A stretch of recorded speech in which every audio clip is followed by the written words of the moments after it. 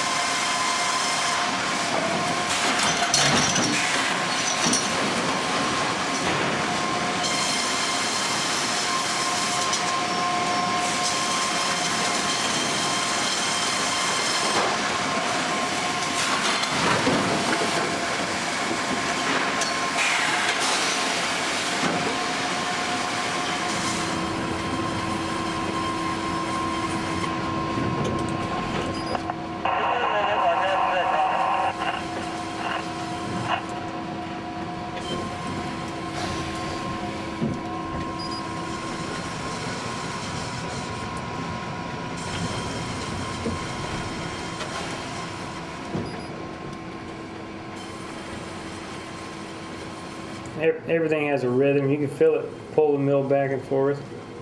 I'm sure you stand in the head rig, you feel it kind of weave, or the logs kicking. It takes a little bit to get used to. When I first sat in the saw box and they'd kick them big logs up and make the big bang, you jump. Then you get used to all the noises, so that's what makes it bad. You just get immune to it. Well, my wife can tell you that the noises have done something to me as years gone by. Getting deafer and deafer. Yeah, we have a hearing test every year, and you look at everybody's papers, and it actually goes down. You get around all the loud noises all day long. So I've spent almost 18 years in sawmills.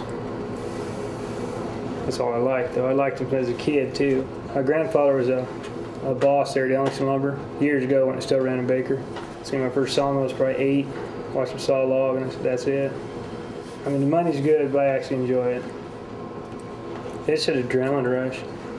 You know, everybody's got their thing in sawmills. They actually do it for me. People go on vacation, I go look at sawmills. Just don't think I'm too freaky because I get off on that.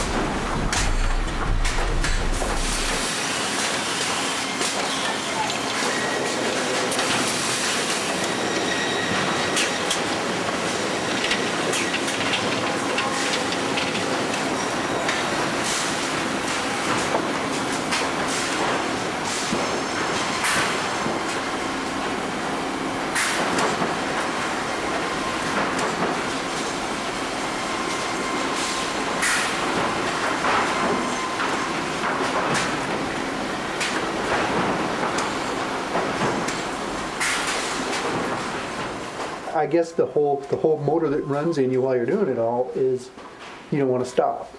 That's production. If you're stopped, you're not producing. If you break something on your machine and you're down for 10 minutes, I mean, you got a mountain there.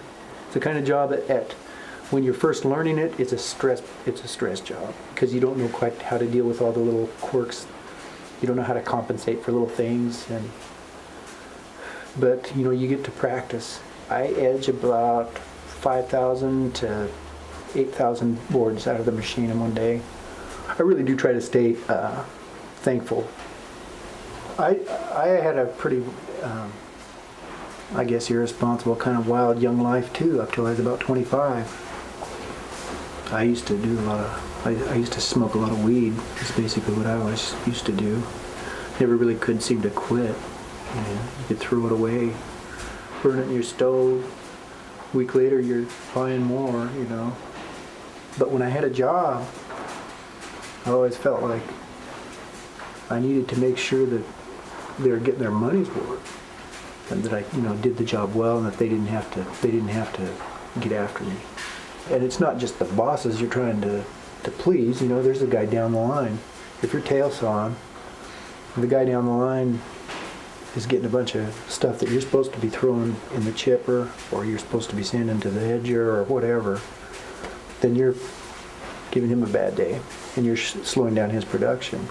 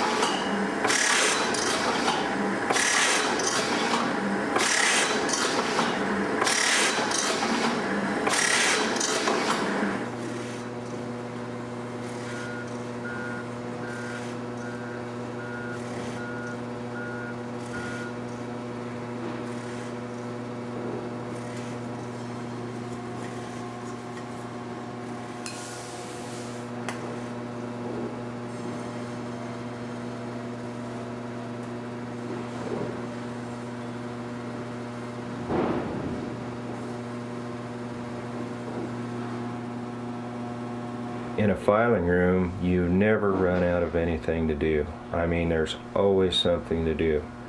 It's tedious and monotonous work. 10 to 11 hours a day, and that's 5 days a week, and most of the time it turns out to be 6 days a week. A lot of the work that we do can't be done when the mill is running. So a lot of times saw filers will put in a lot of extra work.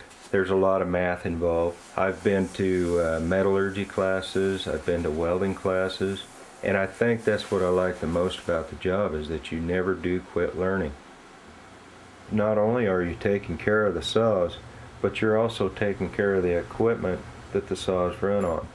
I constantly ask the operators that operate the machines if something's not right, because they're sitting in front of that machine day after day, hour after hour, you know. And I give a lot of credit to the rest of the guys down there. The guys that you see there right now have busted their butts to keep this thing afloat and keep it going. And you got your environmental groups and all these owners and their lawyers and everybody fighting, and the big cat's fighting. I tell you, it's always in the back of your mind that it's going to be taken from us.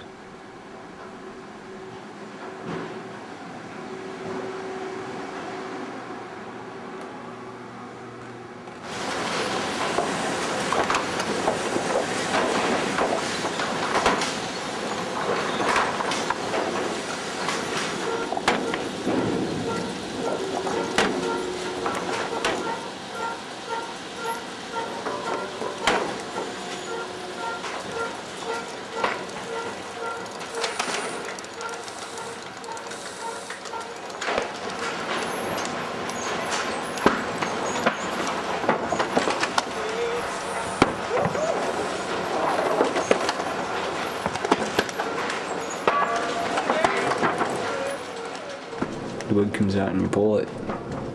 Just look at the mark and the size, and it doesn't take a lot of strength, it's more of technique. If you got a rhythm down, it's pretty easy. I mean, yeah, it's heavy, but sometimes you get hammered, sometimes you don't. It all depends on what time of the day. I got a job at McDonald's, so I worked there for 2.5 years, and then I got another job at the same time at Radio Shack, so I was working 2 jobs at the same time. A job opening at Malheur came, and I was working at Malheur, Radio Shack, and McDonald's, all 3 at the same time. Just here recently, like, was it 2.5 months ago or 3, I quit McDonald's. So now I'm still working at Radio Shack and Malheur. If you do your job and keep your mouth shut, cooperate, it's easy. If you do the opposite, it's misery. That's about it. It goes with anything. I mean, life, work, play, stuff like that.